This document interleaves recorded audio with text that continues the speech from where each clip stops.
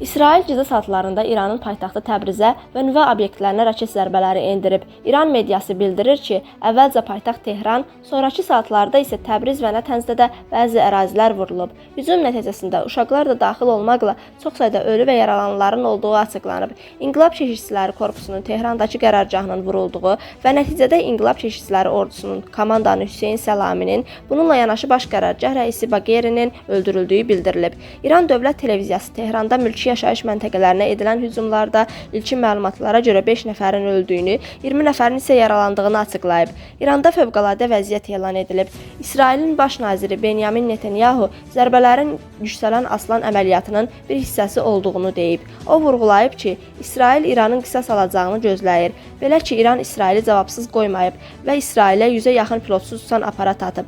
İsrailin hava hücumundan müdafiə sistemi pilotsuz təyyarələri dəf etmək üçün işə salınıb. Bu barədə İsrail Müdafiə Qüvvələrinin sözçüsü bildirib.